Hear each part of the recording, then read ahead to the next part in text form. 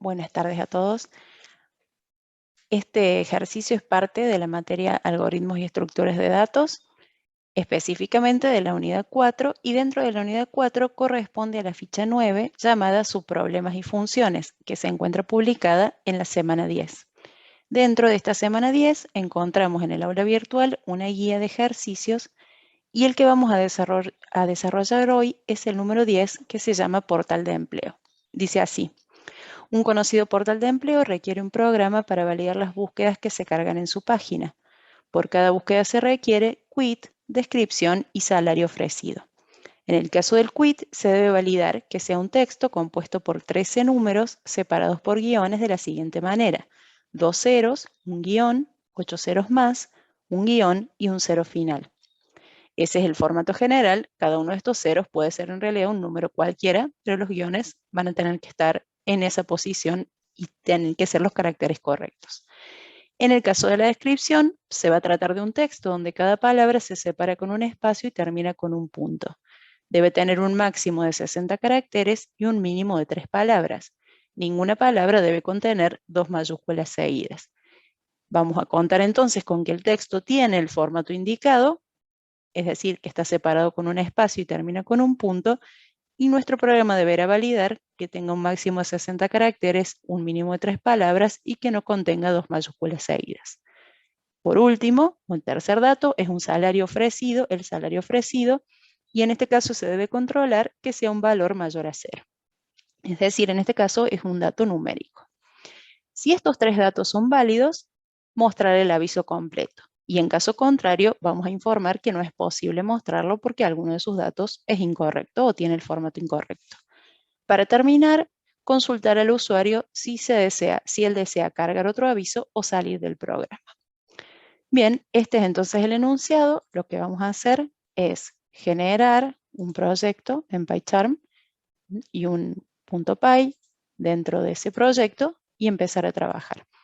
Voy a desplazar el enunciado un poquito para tener más visibilidad y vamos a trabajar de este lado. Como dijimos, esta unidad corresponde a subproblemas y funciones. Cuando un programa está organizado por funciones, a partir de ahora lo que vamos a hacer es tener una función principal que inicie la ejecución del programa. Para definir una función cualquiera se usa la palabra reservada def, acompañada después del nombre que le queremos dar a la función. En este caso nosotros vamos a llamar a la función principal. Y luego se le acompaña de un par de paréntesis, que pueden estar vacíos o no, donde se van a colocar los parámetros de esa función. En este caso, la función principal no tiene parámetros, entonces los paréntesis van a estar vacíos. Termina esta declaración con 2 puntos y esto constituye la cabecera o encabezado de la función principal. El código, el bloque de acciones correspondiente a esta función, se coloca debajo del encabezado tabulando una vez, así como hacíamos en el caso de las condiciones y de los ciclos. Vamos a hacer como prueba simplemente un print del título del programa para probar que esto funciona. Vamos a poner un print del portal de empleo. Si nosotros intentamos ejecutar este programa de la manera habitual, dándole play acá o acá, vamos a ver que no pasa nada, no sale nada en la consola. Aunque hemos escrito una instrucción print, no aparece esta salida. ¿Por qué? Porque las funciones, además de ser declaradas, deben ser invocadas. Debe haber otro punto en el script que llame a esa función para que se ejecute. Lo que vamos a hacer entonces es, a la altura del script principal, colocar el nombre de la función principal acompañada de ese par de paréntesis. Entonces ahora, si volvemos a ejecutar, vemos que el título aparece en la pantalla. Lo que sucede cada vez que se llama una función, lo voy a mostrar acá paso a paso, es en el momento en que la función se llama, el intérprete va a ir al lugar donde empieza en este punto, la ejecución empieza en este punto, y si nosotros avanzamos, vemos que sube hasta el lugar donde está desarrollada la función principal y ejecuta el bloque de acciones que le corresponde, y ahí el programa termina. Entonces, siguiendo este modelo, todo el código del programa principal se va a desarrollar dentro de este bloque de la función principal. ¿Cuál va a ser este código? En primer lugar, y como siempre hemos analizado, vamos a tener los datos, luego los procesos y por último, los resultados.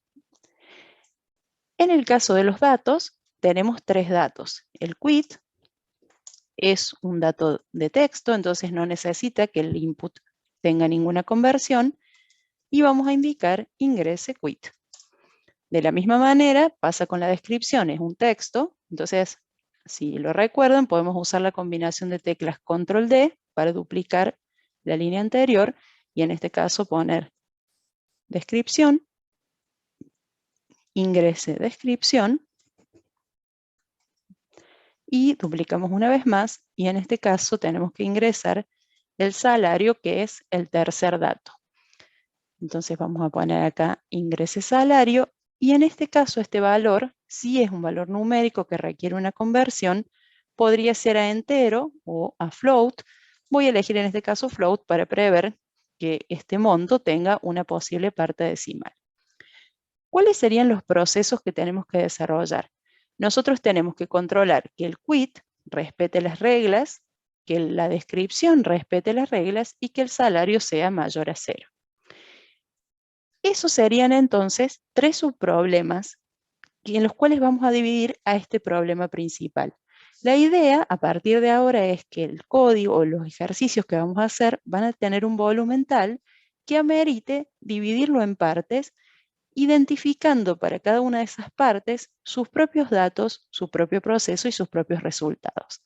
En este caso podríamos considerar que esos procesos son validar quit, luego validar descripción y por último validar el salario. Si nos concentramos ahora en validar quit, tenemos que pensar qué datos, cuáles de los datos del programa principal le importan o requiere este proceso para validarlo. Y lógicamente lo que vamos a validar es el quit, entonces el único dato en este caso es el quit. ¿Por qué lo escribo de esta manera? Yo estoy suponiendo entonces que voy a convertir ese subproblema que acabo de identificar en una función dentro del programa. Por lo tanto, voy a tener una función que se llame validar quit, que reciba como dato, que tenga como dato el quit que el usuario ingresó. Esto va a ser el parámetro de la función validar quit. Y voy a esperar que esta función me informe o me dé como resultado un valor booleano que me diga si ese quit es válido o no. Entonces, en este caso voy a poner, por ejemplo, no sé, le vamos a poner quit válido. ¿Sí? Esperando que la respuesta sea verdadero o falso, sí o no. De la misma manera va a suceder con la función validar descripción. Voy a hacer una función, como el subproblema, perdón, validar descripción, equivale entonces a una función que va a ser validar y descripción también el nombre, separado por un guión bajo. En este caso, de los tres datos del programa principal, a esta función le interesa concentrarse únicamente en la descripción, entonces este va a ser el parámetro de la función validar descripción, y de la misma manera, el resultado de esta función tiene que ser una variable que me indique si la descripción es válida o no. Y por último, lo mismo aplica para el salario. Vamos a poner un resultado esperado, que es salario válido, y luego voy a llamar a la función pasándole como parámetro el dato salario. La idea sería que una vez que yo ejecute estos tres subproblemas, valide el quit, valide la descripción y valide el salario, controle si todos los datos son válidos y en ese caso muestro el aviso completo o en caso contrario informo que no es posible mostrarlo.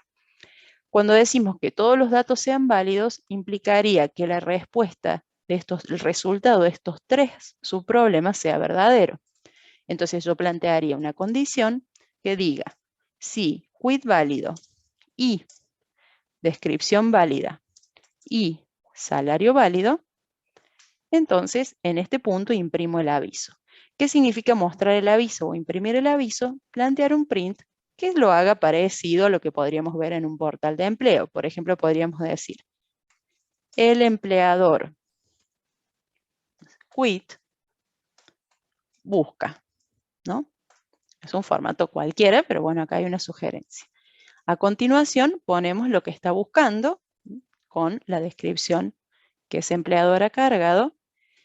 Y finalmente ponemos salario ofrecido, pesos, y mostramos el salario que se ingresó.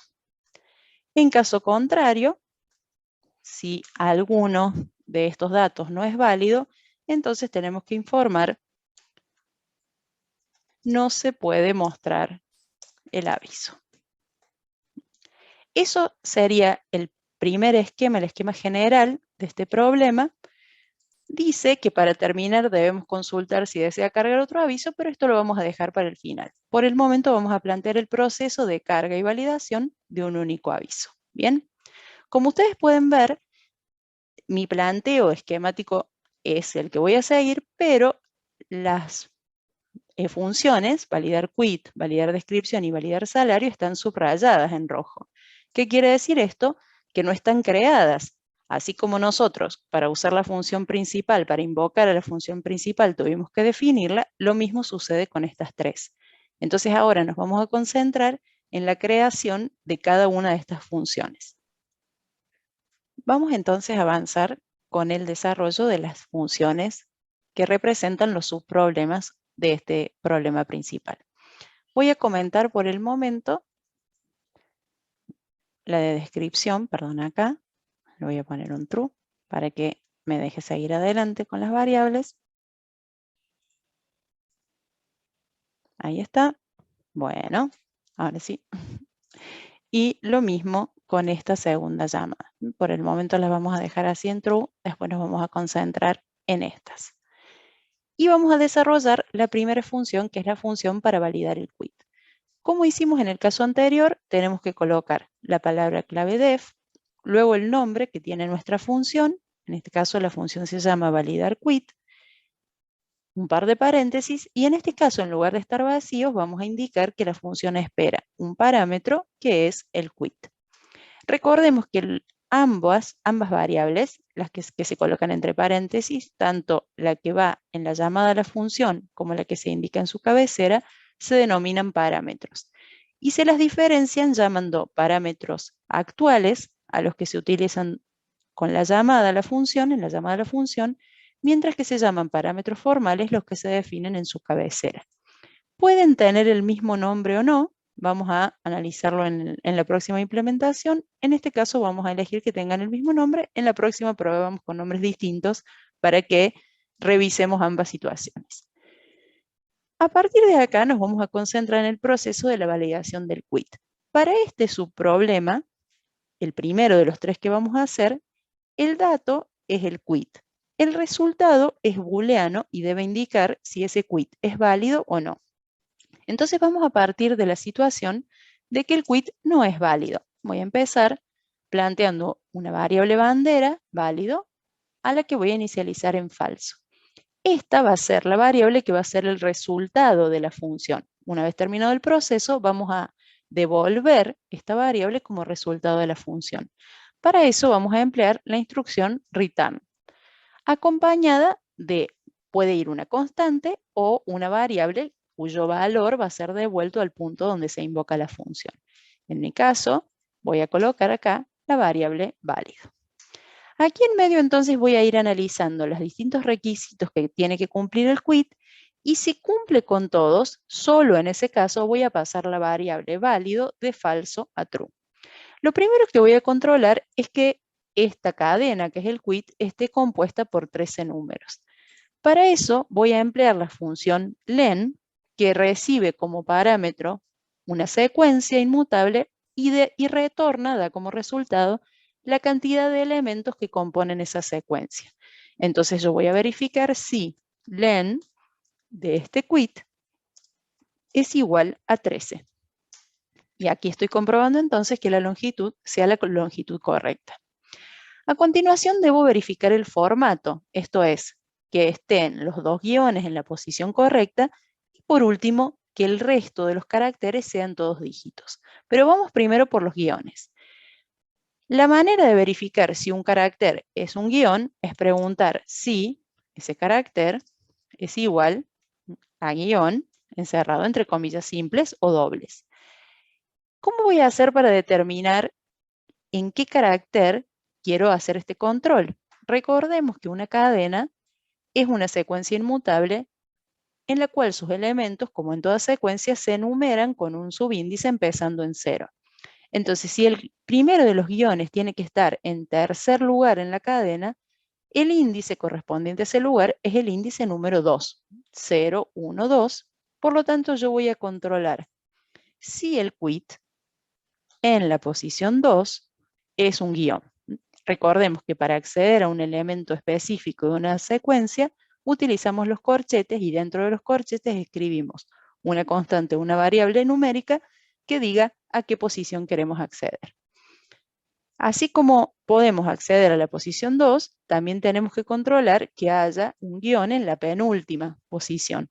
Si esta cadena tiene 13 caracteres, la última posición es la número 12, porque la numeración empieza en 0, por lo tanto esta posición es la posición 11.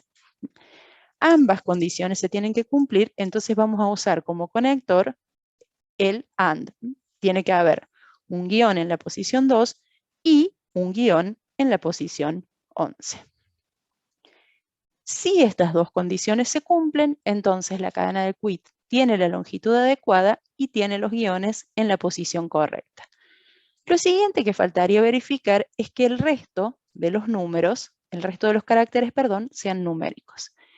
La manera de verificar si uno de ellos es numérico sería, por ejemplo, preguntar si quit sub 0 es un número, que ya vamos a ver cómo lo podemos hacer.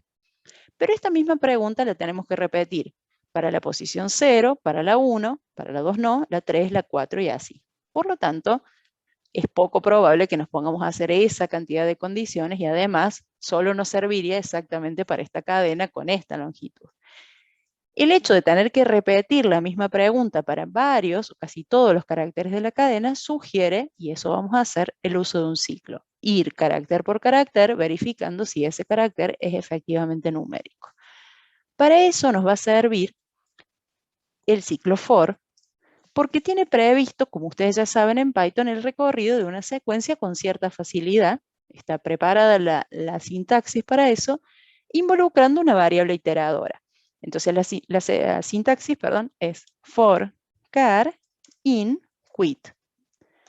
Lo que va a hacer este ciclo es, para cada uno de los elementos de la secuencia quit, asignar un valor o su valor en la variable char. En cada vuelta la variable char toma uno de los valores de quit desde el principio hasta terminarlo. Cuando ya no quedan elementos para recorrer en quit, el ciclo se termina. Entonces ahora sí, dentro de este ciclo vamos a preguntar si el carácter que estamos iterando en este momento es un dígito. Para preguntar si es un dígito, así como para preguntar si es un guión, usamos el guión entre comillas, deberíamos preguntar, por ejemplo, si es igual a 0, poniendo el 0 entre comillas, porque esto no es una variable numérica, sino que es una letra, digamos así, dentro de la cadena quit. Nuevamente nos encontraríamos preguntando si es igual a 0, o 1, o 2, o 3, y así hasta 9. Hay una manera resumida de hacer eso, y es usar el operador in. El operador in comprueba si un cierto valor se encuentra dentro de los valores de una secuencia. Entonces nosotros armamos acá una secuencia formada por todos los dígitos, 0, 1, 2, 3, hasta el 9, y lo que estamos preguntando es si el valor de la variable char es 0 o 1 o 2 o 3, si es alguno de estos. Entonces, si la respuesta es correcta, quiere decir que esta variable, la que estamos procesando en este momento, es un dígito. La cuestión es, si esta cadena está formada correctamente, si este quit está formado correctamente, la respuesta a esta pregunta debería ser siempre sí, salvo para los dos guiones. Entonces, hay distintas maneras de encarar esta solución, pero la idea que yo les propongo es, vamos a plantear un contador de dígitos, que en principio va a valer 0. Cada vez que yo verifique que uno de los caracteres que conforma el quit es un dígito, voy a incrementar esa cuenta de dígitos en 1. De forma que al terminar el ciclo, aquí a la altura del for, qué raro esto, ahí está, bueno, a la altura del for, voy a verificar si la cantidad de dígitos es la correcta. ¿Cuál sería la cantidad correcta? Si la cadena tiene 13 caracteres y 2 de ellos son guiones, entonces los restantes 11 tienen que ser dígitos. Mi pregunta va a ser si la cantidad de dígitos es igual a 11. Si la cantidad de dígitos es igual a 11, entonces esto significa que la cadena del quit tiene todos los caracteres que no son los guiones como dígitos. Cuando todo esto se cumpla y solo entonces voy a decir que el quit es válido. Ese entonces es el esquema de validación que vamos a plantear. Primero controlamos la longitud, luego controlamos que los guiones estén en los lugares correctos, finalmente recorremos la cadena, comprobamos que todos los demás sean dígitos y con las 3 condiciones cumplidas retornamos true.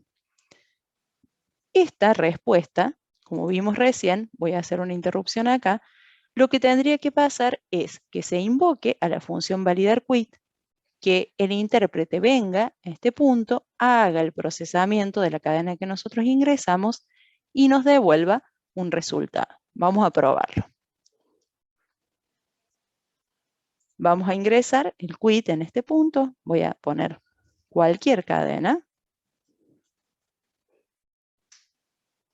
Me pide la descripción, que por el momento no la vamos a procesar, pero tengo que ingresarla. Y acá detenemos el programa.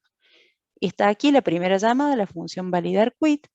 Vamos a ver que de este punto de la línea 21 sube al lugar donde está la definición de la función y el parámetro quit asume el valor que acabamos de ingresar por teclado. En principio, la variable válido es falsa, el contador de dígitos es 0. Lo primero que hará la función es controlar si la longitud del quit es 13. Como no es 13, va a retornar el valor de la variable válido, que en este momento es falsa, y ¿a dónde la va a retornar? Al punto donde llamamos a la función.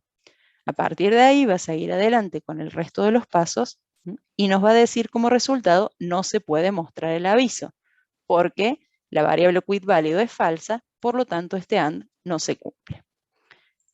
Lo voy a mostrar ahora sin interrupciones para que entendamos un poquito mejor el flujo del programa. Voy a ingresar de nuevo un quit cuya composición es cualquier cosa. Invento una descripción y un salario y me dice no se puede mostrar el aviso. Si bien esto cumple con el requisito de lo que plantea el programa, el usuario no se entera de qué está pasando. ¿Por qué no se puede mostrar el aviso? Nosotros lo sabemos porque lo estamos programando, pero él no lo sabe. Entonces, lo que debería suceder acá, más allá de que la función nos dé como resultado final si el quit es válido o no, debería avisar por qué. La forma más sencilla es acompañar cada una de estas validaciones de un mensaje en el else que diga por qué no la cumple la condición. O sea, en el caso en que yo cargué recién, no se cumplía la longitud, por ejemplo, de la cadena quit. Entonces, ¿qué hago? Si no se cumple la condición, pongo aquí un print. El quit debe tener 13 caracteres. Vamos a la segunda pregunta, la que controla los guiones.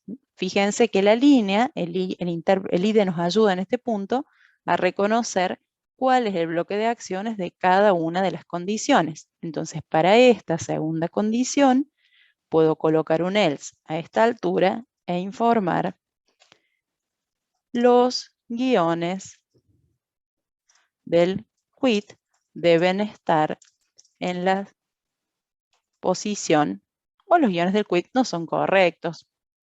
Vamos a ayudarlo un poco. Deben estar en la posición, en las posiciones 3 y 12. No le vamos a decir 2 y 11 porque no sabe nuestro usuario que en Python los índices se enumeran desde 0. Y finalmente, en esta validación, la última, lo que vamos a informar es todos los caracteres del quit deben ser dígitos. Miren qué distinto se va a ver ahora cuando ejecutemos. Por ejemplo, yo coloco cualquier cadena como quit, pongo una descripción, pongo un salario y dice, el quit debe tener 13 caracteres, no se puede mostrar el aviso.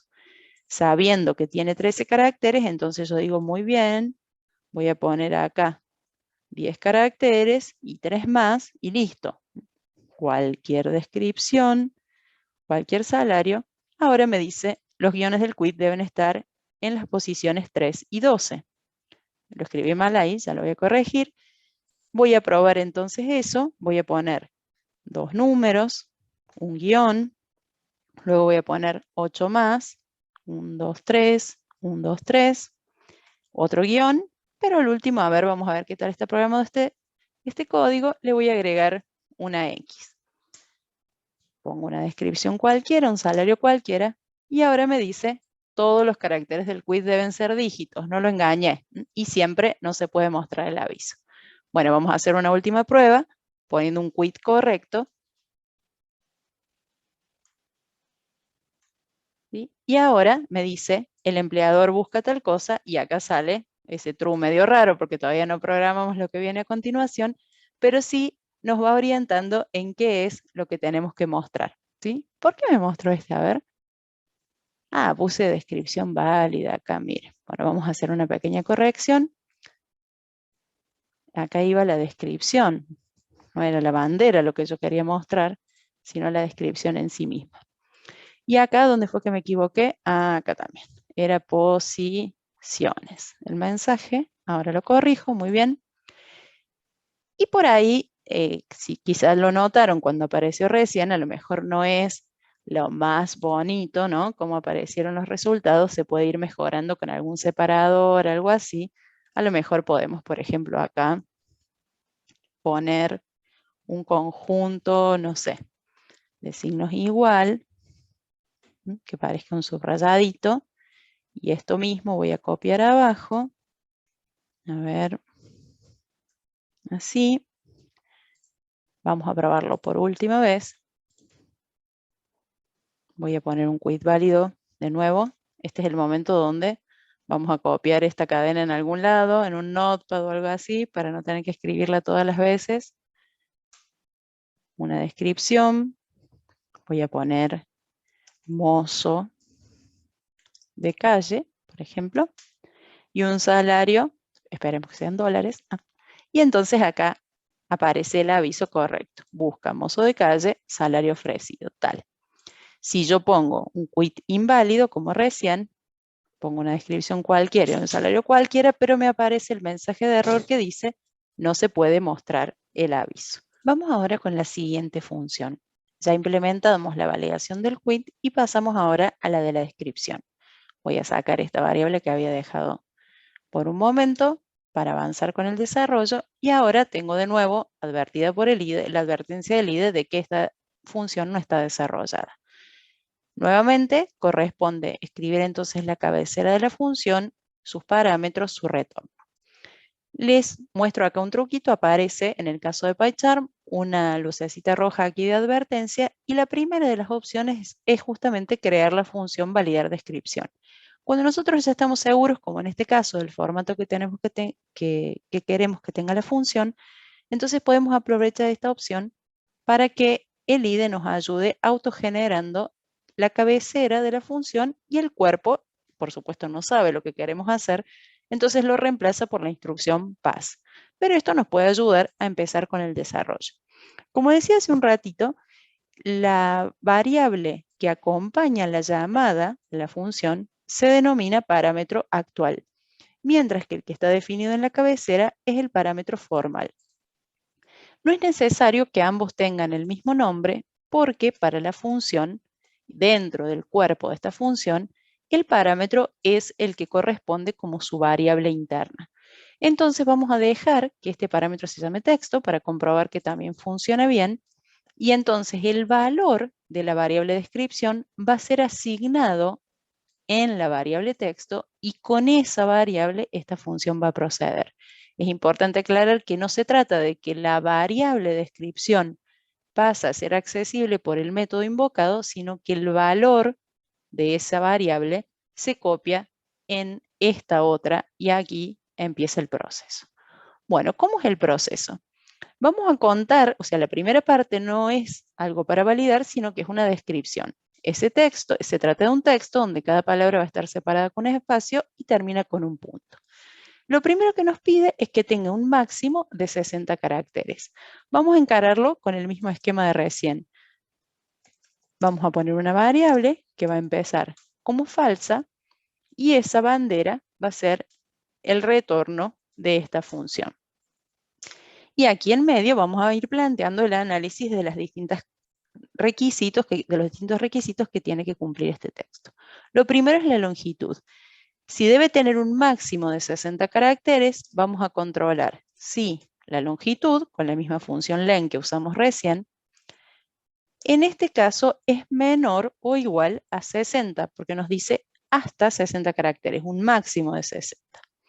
Si esa longitud es menor o igual a 60, entonces podemos seguir adelante con el resto de las validaciones. La siguiente es que tenga un mínimo de 3 palabras. Cuando nosotros procesamos un texto como este, donde cada palabra se separa con un espacio y termina el texto con un punto, para reconocer la cantidad de palabras que tiene ese texto, nos van a servir justamente los separadores. Por ejemplo, en este texto, a ver, tomemos, por ejemplo, estoy buscando un puntito corto, bueno. En esta frase, ¿cuántas palabras tiene? Cada vez que aparece un separador, ¿sí? Por ejemplo, acá dice para terminar. Bueno, esta tiene justo una coma. Voy a ir con esta oración mejor. Vamos con esta primera. Dice, un conocido portal de empleo, bla, bla, bla. ¿Cómo sabemos cuántas palabras hay? La palabra un es una palabra, la palabra conocido es otra, la palabra portal es otra. ¿Cómo nos damos cuenta? Porque al terminar cada palabra aparece un separador. Entonces yo, aparece este separador, cuento una palabra. Aparece de nuevo el espacio, 2 palabras. Aparece de nuevo el espacio, 3 palabras y así.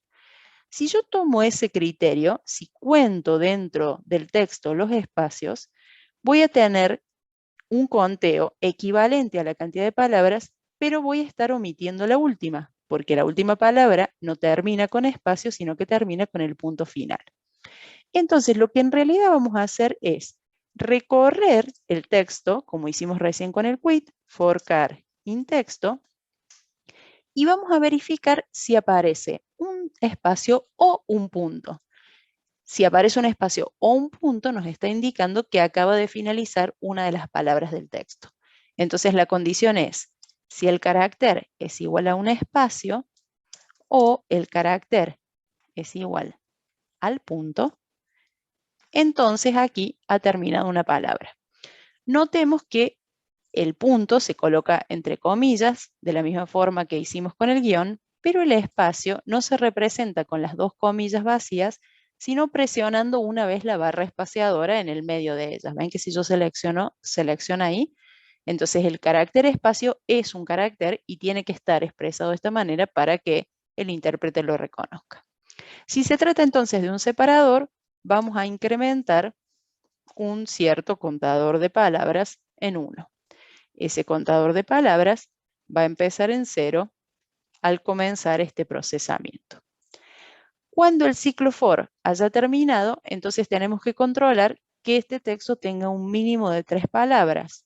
Equivale a decir si palabras es mayor o igual a 3, porque debe tener 3 o más. Si tiene más de 3 palabras, lo siguiente para controlar es que no contenga 2 mayúsculas seguidas. En este caso no va a ser una cantidad, sino que vamos a tener que verificar un estado, digamos, una situación booleana que diga tiene o no tiene 2 mayúsculas seguidas. Entonces voy a prever, en vez de un contador, una señal que detecte si hay mayúsculas seguidas o no. Y la voy a llamar así. Hay mayúsculas seguidas. De nuevo, disculpen, voy a empezar suponiendo que no las hay. ¿Hay mayúsculas seguidas? No. ¿Y cuándo voy a reconocer que sí las hay? ¿Cuándo voy a pasar esta bandera de falso a true? Ahora lo vamos a ver. Pero lo que implica es, si palabras es mayor o igual a 3, seguimos bien.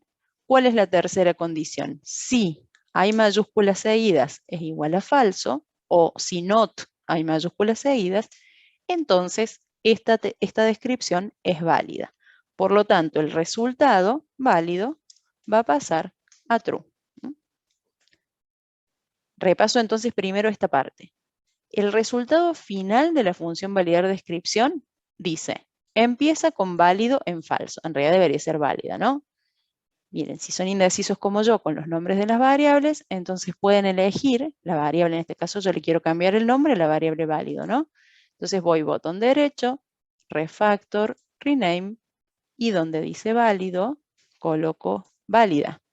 Y observen que me cambia el valor en todos los lugares donde aparece esa variable. Esto es muy útil cuando tenemos una variable usada varias veces para no olvidarnos de renombrar en ningún lugar. Bueno, entonces esta bandera decía es la bandera general. Si este texto tiene una longitud menor o igual a 60, si tiene 3 o más palabras y si no hay mayúsculas seguidas, la bandera que decía válido falso pasa a válida true. Y finalmente tenemos el retorno como en el caso anterior. ¿Qué nos falta? La detección en sí de 2 mayúsculas seguidas. Cuando nosotros procesamos un texto como este, iteramos a través de los caracteres que lo forman por medio del ciclo for. Ya hemos hecho un primer enfoque detectando los separadores.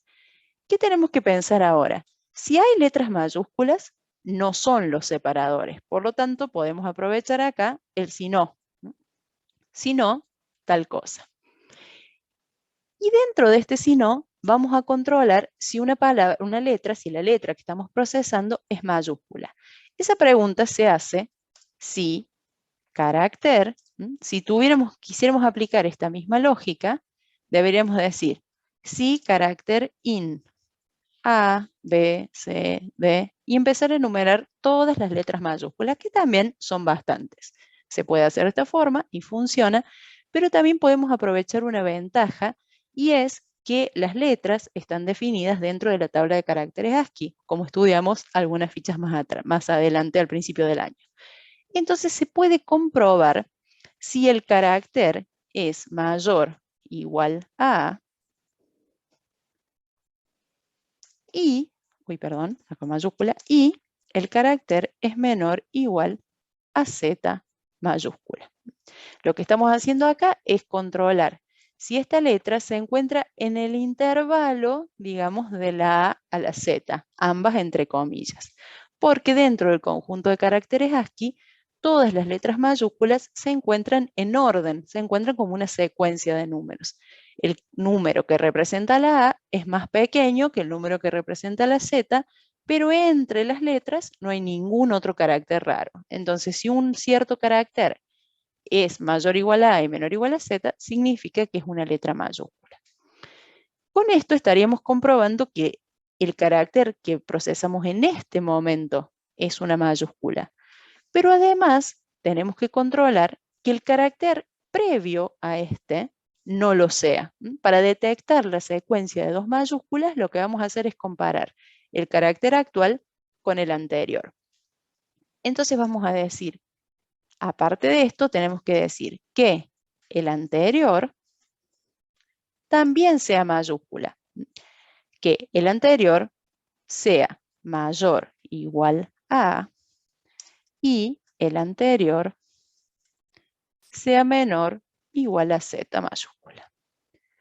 Ahora, ¿de dónde voy a sacar esta variable anterior?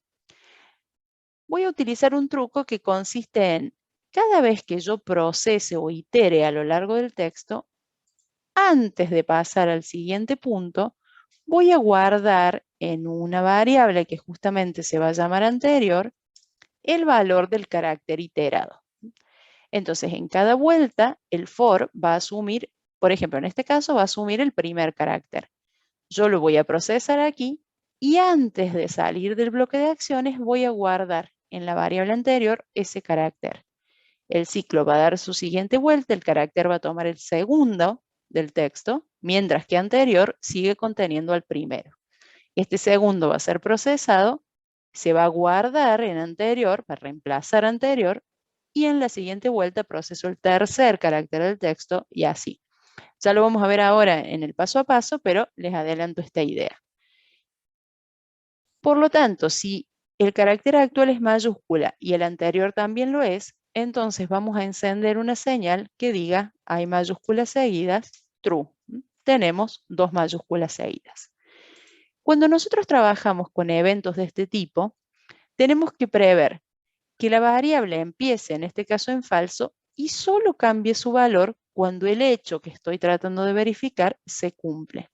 Una vez que ese hecho se cumple, no corresponde colocar else y volver la bandera atrás. Y una vez que la bandera pasa a detectar o pasa al estado que hemos decidido asociado al evento buscado, entonces no se revierte más para asegurarnos de que en cualquier momento del procesamiento que ocurra esta situación, la bandera lo detecte y ya nunca se deshaga esa acción, ¿sí? Ya nunca deje de informarse de esa manera. Falta acá inicializar esta variable anterior, porque cuando procesemos el primer carácter, no hay ninguno anterior a ese. Para representar ese vacío, esa ausencia de carácter, vamos a inicializar a la variable anterior con un par de comillitas así, sin espacio en el medio en este caso, ¿ven? No hay ningún lugar, que es el carácter vacío. También se puede colocar none, el mismo caso. Vamos a utilizar entonces estas comillitas. Y también cabe aclarar que si bien esta condición es válida, porque estoy verificando un intervalo y otro intervalo, si ustedes no están seguros de que se comporte como esperan, pueden colocar un par de paréntesis que verifique que el carácter actual sea mayúscula y que el carácter anterior sea mayúscula. Los paréntesis no están de más, si ayuda a entender mejor la condición, si no, en este caso no serían indispensables, se comportaría de la misma manera. Bueno, vamos a hacer una pequeña pruebita antes de seguir adelante con esto. Voy a detener ahora en este punto, en la validación de la descripción, para que podamos analizarlo con un poquito más de detalle. Voy a poner acá, por ejemplo, un quit. Recordemos que el quit tenía que tener un cierto formato, así que lo que voy a hacer acá es un truquito. Voy a abrir el bloc de notas y voy a colocar acá un quit válido para después tenerlo como modelo la próxima vez. 333, 444, 9. Vamos a poner. Copio entonces este, va a ser un quit válido. Ahora me pide la descripción y voy a probar la descripción de recién. Voy a poner la palabra mozo, por ejemplo, punto. Ay, cierto que esto no me deja, disculpen. Disculpen. Voy a hacer una interrupción, pero aquí. A ver si ahora puedo. Parece que ahí es donde no puedo hacer andar el paso a paso como yo quiero. Voy a hacer así. Bien, la descripción, ahora sí, mozo, punto. Bueno, no me deja hacerlo, ¿por qué? No importa, vamos a hacer un truco. Otro truco más. Voy a colocar como descripción, en vez de ingresarla por teclado, ustedes no digan nada. Voy a poner acá una cadena fija para que me deje probarlo paso a paso, después lo devuelvo. Voy a poner un mozo, punto. Ahora sí, vamos al debug, ahora tiene que funcionar, les prometo. Muy bien, vamos a poner el quit de recién. La descripción no me la pidió porque vieron que recién lo asigné así fijo. Y ahora vamos al salario, que va a ser un salario cualquiera. Bien. Observen que el parámetro actual texto ya tiene el valor un mozo. Es el mismo valor que tiene la variable descripción aquí en el programa principal. Cuando yo invoqué a la función, el valor de la variable descripción se copió en el parámetro texto del método. Y a partir de acá empieza el procesamiento.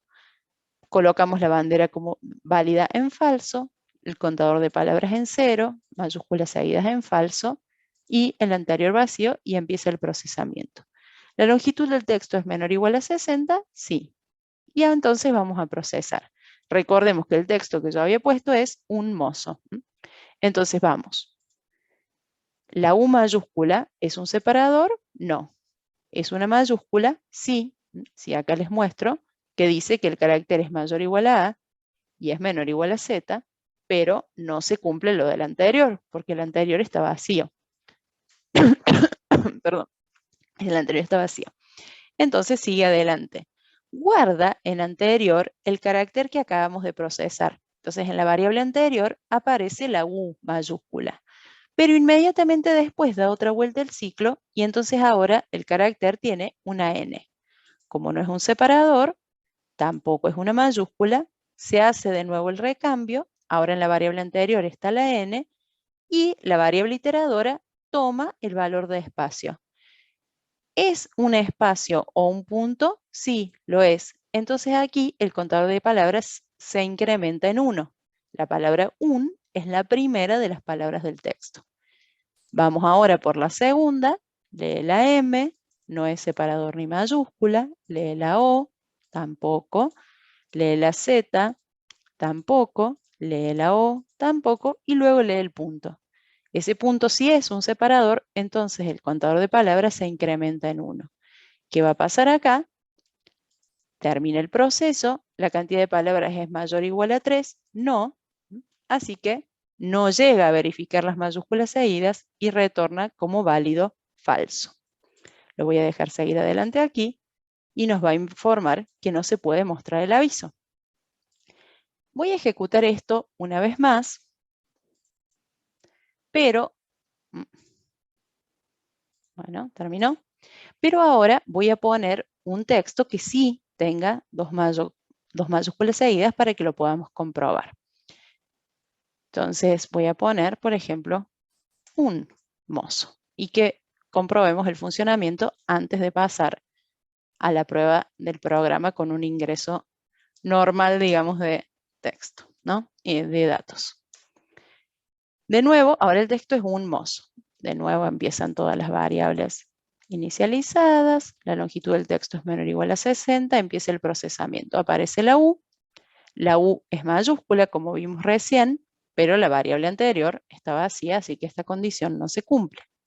Ahora, en la variable anterior queda la U y el for iterador pasa a la N, que también es mayúscula. Entonces, ante la pregunta, ¿este carácter, el actual, es mayúscula, la N es mayúscula? Sí. El anterior es mayúscula. La respuesta a todo esto, a ver si lo puedo seleccionar, la respuesta a todo esto es true y true. O sea que toda esta condición se cumple. Por lo tanto, se enciende la bandera de dos mayúsculas seguidas. Sigue adelante el procesamiento con el espacio y demás, pero ven, como les decía recién, como aun cuando a continuación empiezan a aparecer letras minúsculas, no corresponde revertir esa bandera. Una vez que se detecta la condición buscada, listo, ahí queda como una alerta. Nuevamente, si encontramos el punto, termina el ciclo. Como la cantidad de palabras no es mayor o igual a 3, no va a verificar esta bandera. Pero nosotros podemos ver en este seguimiento que esa bandera sale del ciclo valiendo true. Entonces, nuevamente nos va a decir que no se puede mostrar el aviso. Bueno, voy a recuperar acá la trampa que hice recién. Voy a volver al input normal para que comprobemos cómo aparecen estos errores. Ingreso un quit y vamos a poner, en el caso de recién, un mozo de calle, por ejemplo, un salario. Me dice no se puede mostrar el aviso. ¿Por qué? Nosotros sabemos que es porque hay dos mayúsculas seguidas, pero el usuario no lo sabe. Mismo caso de lo que vimos recién con el quit. Lo que corresponde nuevamente es que en cada uno de estos if nosotros coloquemos un else que le avise al usuario por qué no es válido. ¿Sí? Acá le vamos a decir print la longitud máxima son 60 caracteres Después, en el else de la cantidad de palabras, o sea, aquí vamos a colocar print, se requiere un mínimo de 3 palabras. Y en este último caso, else print, la descripción no puede tener 2 mayúsculas seguidas. Acá no puse la descripción, así que lo voy a poner ahora. La descripción requiere un mínimo de 3 palabras. La longitud máxima de la descripción son 60 caracteres. O se entiende mejor, me parece, poner la descripción no debe superar los 60 caracteres. Me gusta más cómo queda así. Esto no cambia el funcionamiento del programa, pero sí la comprensión del usuario. Coloco un quit válido. Coloco la misma descripción de recién, por ejemplo, un mozo de calle, el salario, y me dice, la descripción no puede tener 2 mayúsculas seguidas. ¿Ven? Se entiende mejor. Y por esa razón no se puede mostrar el aviso. Bueno, vamos a probar una descripción correcta. Por ejemplo, voy a poner un mozo de calle, pero bien tipeado, y el monto de 100, ¿sí? Y ahora me muestra el aviso correctamente y no me da ningún error. Tenemos entonces la validación del quit y la validación de la descripción.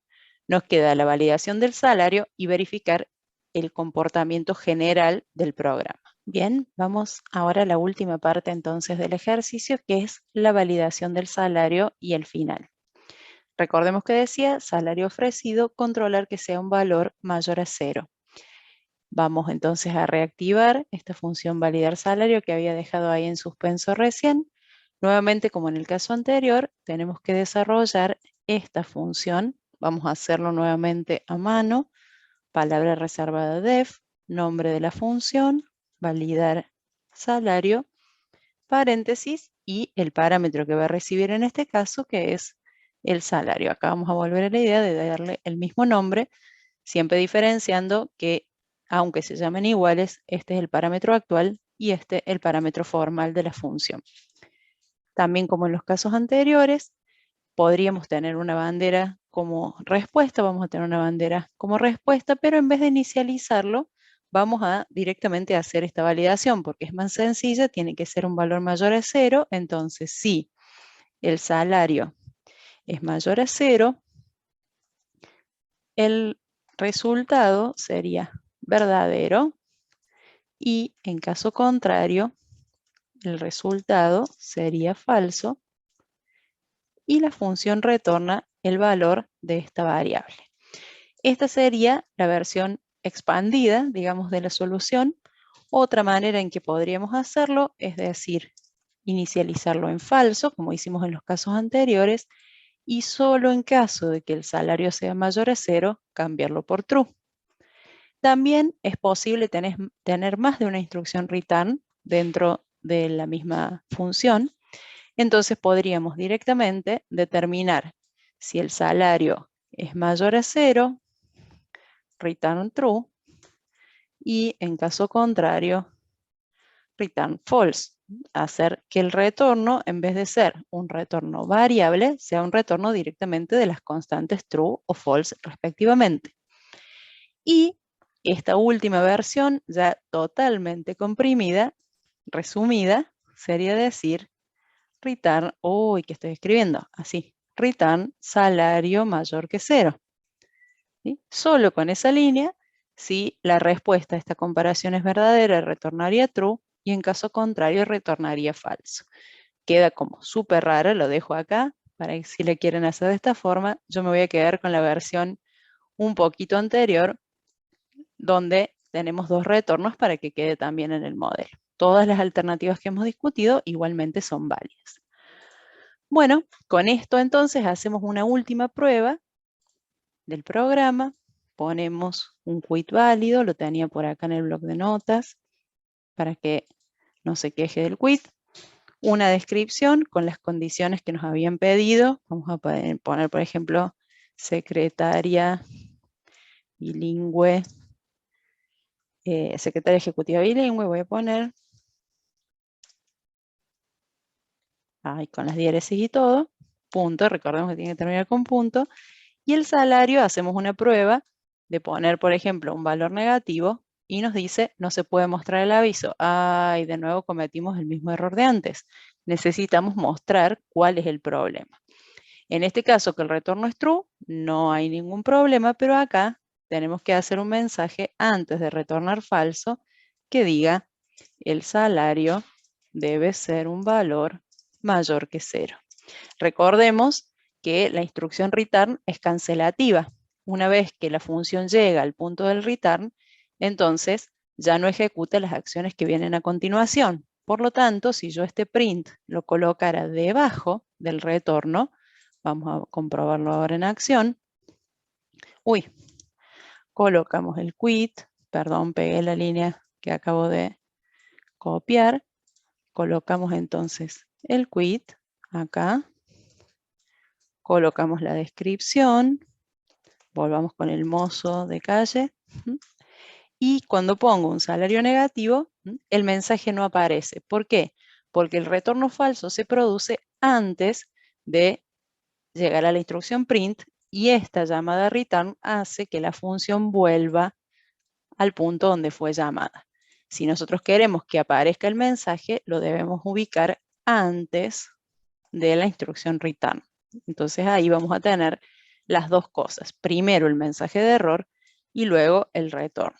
Voy a volver acá a copiar el quill y vamos a poner a la secretaria ejecutiva bilingüe acá para copiarla también. Secretaria ejecutiva bilingüe, punto. Bueno, entonces copio el quit, ejecuto una vez más el programa, copio la descripción y por último el salario. Si pongo un salario negativo, y ahora sí me dice debe ser un valor mayor que 0 y no se puede mostrar el aviso. Bueno, última prueba, ahora sí con todos los datos correctos, pongo el quit, pongo, uy, mira, lo había guardado acá y al final estaba mal escrito, así. Copio la secretaria ejecutiva bilingüe, ponemos un salario y acá aparece el aviso como saldría en este portal imaginario en el que estamos trabajando. Finalmente, lo que dice es, para terminar, consultar al usuario si desea cargar otro aviso o salir del programa. En este caso, esta consulta debe hacerse después de mostrar el aviso. Entonces, acá voy a copiar esta frase que dice, consultar al usuario si desea cargar otro aviso o salir del programa. Esto se hace con un nuevo input. Yo voy a poner respuesta y le voy a preguntar al usuario, ¿desea cargar otro aviso? Y entre paréntesis vamos a aclarar cómo va a responder, ¿no? Porque no va a responder true o false, sino que va a ingresar una S o una N. La idea sería acá que cuando él responda que sí, cuando el usuario diga que sí, que quiere cargar otro aviso, yo en este punto debería repetir, voy a escribirlo así con un comentario, repetir la carga. Es decir, debería cargar los datos, validarlos y mostrar el resultado. Lógicamente no voy a copiar este bloque acá, porque si no, lo seguiría repitiendo hasta el infinito. Para lograr eso, tengo que colocar todo este bloque de acciones, incluso esta pregunta, dentro de un ciclo. Entonces voy a tabular esto una vez, selecciono el bloque, tabulo una vez y planteo acá una condición. ¿Cuál sería la condición? Mientras la respuesta del usuario sea igual a sí, entonces procedo a la carga del aviso y luego le pregunto al usuario. ¿Sí? Esta condición que yo había planteado acá en principio, en realidad va a ser la condición del ciclo. Este ciclo, recordemos, el ciclo while tiene una variable, está controlado por una variable y se requiere lo que se llama una doble lectura. O sea, esta variable tiene que leerse dentro del bloque para cambiar su valor y evitar un ciclo infinito, pero también necesita aquí un valor inicial. ¿Qué sucede con este valor inicial? Podría ser igual a esta pregunta, ¿sí? Si yo lo dejo como esta pregunta final, ahí, así, arrancaría el programa, se los muestro, y le dice al usuario, ¿desea cargar otro aviso? El usuario dice, ¿cuál otro? Si no cargué ninguno todavía, ¿no? Podríamos simplificarlo o adornarlo, digamos, a esto, resolverlo a esto, diciendo, desea cargar, por ejemplo, un aviso. No decirle otro, porque no hay ningún otro, y en la primera pregunta de decir, ¿desea cargar un aviso? Entonces, ¿desea cargar un aviso, sí o no? Por ejemplo, responde que sí, y entonces le empieza a pedir los datos. Pero, en realidad, lo que más nos conviene es que este ciclo se comporte como un ciclo de tipo 1N, es decir, que proceda a la carga del primer aviso, luego le pregunte si desea otro, y si desea otro, vuelve a repetir. Ese truco ya lo hemos usado en el menú de opciones, forzando el ingreso al menú la primera vez, poniéndole un valor fijo a la opción. Acá podemos hacer lo mismo. En vez de hacer la primera lectura por teclado, reemplazamos la primera lectura por la asignación de un valor fijo a la respuesta. Entonces la respuesta es sí, por lo tanto la primera vez la condición del ciclo se cumple siempre, se realiza este proceso y recién ahí le preguntamos al usuario si quiere cargar otro. ¿Cómo tiene que comportarse esto? Ejecutamos, voy a poner por ejemplo un quit inválido, una descripción, un salario, me avisa, el quit debe tener 13 caracteres, la descripción requiere un mínimo de 3 palabras, no se puede mostrar el aviso. ¿Desea cargar otro? Si yo respondo que no, el programa termina. En cambio, si luego de intentar una primera carga me dice no se puede mostrar el aviso y yo quiero volver a intentarlo, le digo que sí, y el proceso vuelve a empezar pidiéndome otro quit. Cargo cualquier otro, supongamos que me vuelvo a equivocar acá, me dice no se puede mostrar el aviso, ¿desea cargar otro? Le digo que sí, y esta vez vamos a cargar los datos de la secretaria ejecutiva bilingüe para comprobar que de esta forma también se puede seguir. Pongo el quit, en este caso es válido, pongo a la secretaria ejecutiva bilingüe, vamos a subirle el salario, pobre secretaria, y entonces ahí sale el aviso correctamente y lo mismo me pregunta, ¿desea cargar otro aviso? No, ya está bien, y el programa termina. Hay algunas mejoras estéticas, por ejemplo, para hacer, por ejemplo, al salir del ciclo while, podríamos colocar acá un print que diga hasta luego. Tal vez en cada uno de los ingresos de quit podríamos poner acá una separación, aunque sea como un espacio, para que se note que el proceso empieza de nuevo. Podría decir carga de datos. Podríamos dentro de este input colocar un /n, de forma que cada vez que empieza una nueva carga quede un espacio intermedio. Esta, entonces, es una solución para lo que el enunciado pide. Una vez que ustedes vean la solución final, van a notar que hay una mejora, que la voy a dejar acá pendiente para que la piensen, en la cual, en vez de esperar de pedir la carga de los 3 datos y validar los 3 a continuación, se podría pensar en pedir el quit, validarlo, y solo en el caso de que sea válido, proceder a cargar la descripción, y lo mismo, si la descripción es válida, pasar al salario. Pero lo voy a dejar fuera de este video como inquietud para los que están viendo y lo quieran pensar por su cuenta, y si no, esta solución que tienen acá planteada es válida. Bueno, hasta la próxima, espero que les sirva y a seguir practicando.